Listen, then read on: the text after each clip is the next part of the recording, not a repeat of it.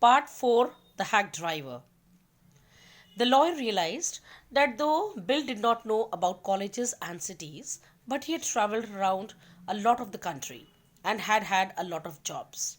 From his adventures, he had brought back a philosophy of simplicity and laughter. He strengthened me.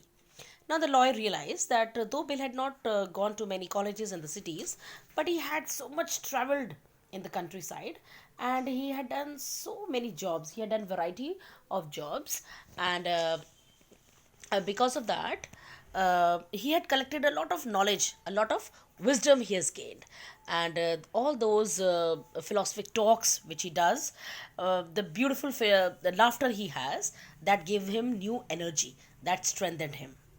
We left that peaceful scene of meadows and woods and resumed our search of Oliver Lutkins. And then they left that place, that beautiful scene, peaceful scene of meadows of the grassland and woods, that forest area, and they restarted their search. We could not find him. At last, Bill cornered a friend of Lutkins and made him admit what he guessed. Oliver's gone out to his mother's farm, 3 miles north. And then he asked one of his friends, who told him this. We drove out there laying plans, and then with their new plan, they went to their mother's house. I know Oliver's mother. She's a terror, Bill sighed. I took a trunk out there for her once, and she almost took my skin off because I didn't treat it like a box of eggs. And then Bill told further that he knew Oliver's mother. She's a terror. She's a great bully. She makes anybody afraid. And then he gave him one example that he took once a trunk for her and she almost took his skin off. She was so angry with him because he did not treat his box like a box of eggs, very delicately. He did not take his trunk delicately. She's about 9 feet tall and 4 feet thick and quick as a cat, and she sure can talk. And then he described, okay, such and such is his mother.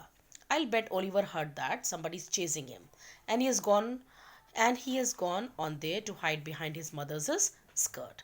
And then Oliver said that he can bet that this Oliver must have heard from somebody that this lawyer is chasing him, following him, and so he has gone and hid behind his mother. Well, we'll try her.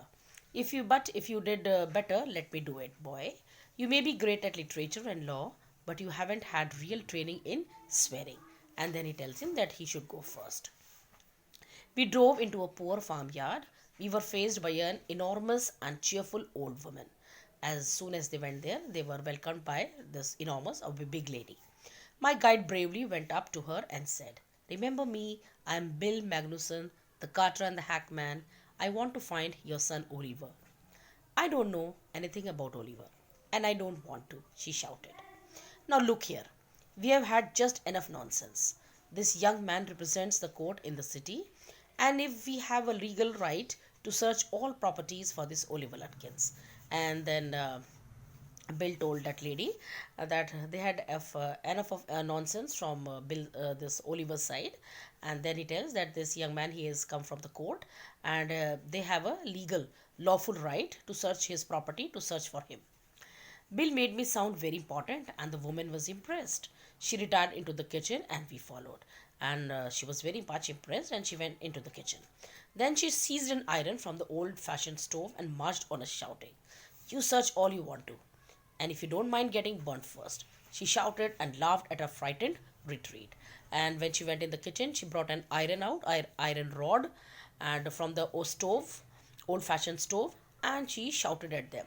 She said that you search everything, but let me first burn you.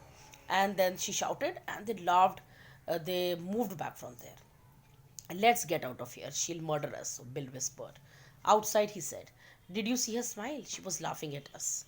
I agreed that it was a pretty disrespectful treatment.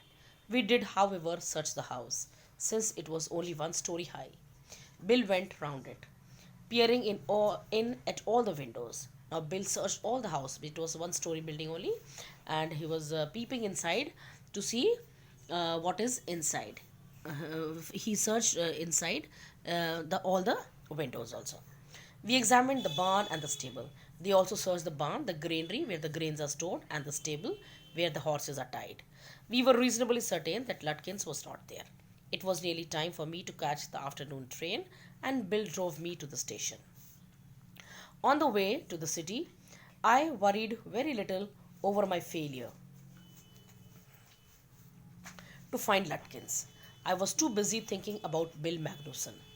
Really, I considered returning to New Mullion to practice law.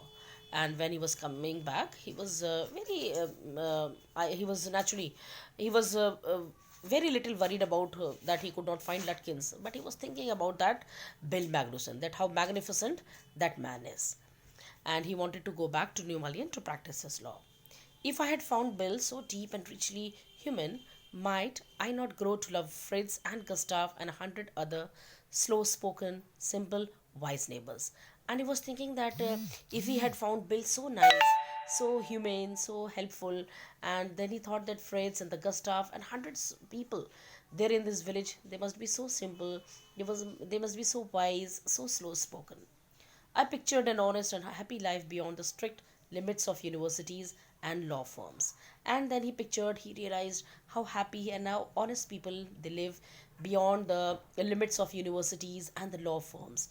That beyond the city life, all after that, how innocent people are. He realized that the village people are very innocent, very helpful, very simple, very honest. I had discovered a new way of life. But if I did not think much about Lutkins, the office did. Now he had come back. Naturally, if he did not care much about Lutkins, the office people did. I found them all upset. Next morning, the case was coming up in the court, and they had to have Lutkins, and they were very upset on him. I was a shameful, useless fool. They called him a fool that he went and he did not find out about Lutkins. That morning, my promising legal career almost came to an end before it had begun. And the next morning, he found that his promising legal career, potentially bright legal career, the legal career which he had started, it will end soon. The chief almost murdered me. He hinted that I might do well at digging ditches. And then he scolded him. उसने कहा कि he can dig ditches. Ditches होती है ना, नाली जिसे बोलते हो, कहते हैं कि he can dig those ditches. वो अच्छी जो है उनको dig कर सकता है because he cannot do this work properly. I was ordered back to New Mullion, and with me went a man who had worked with Lutkins, and they sent a man with him who had worked with Lutkins. I was rather sorry because it would prevent my loafing all over again with Bill, and he was feeling very bad because now he could not loaf. Loaf around means wandering aimlessly. कि अब he will not be able, he will not get a chance to wander with Bill anymore.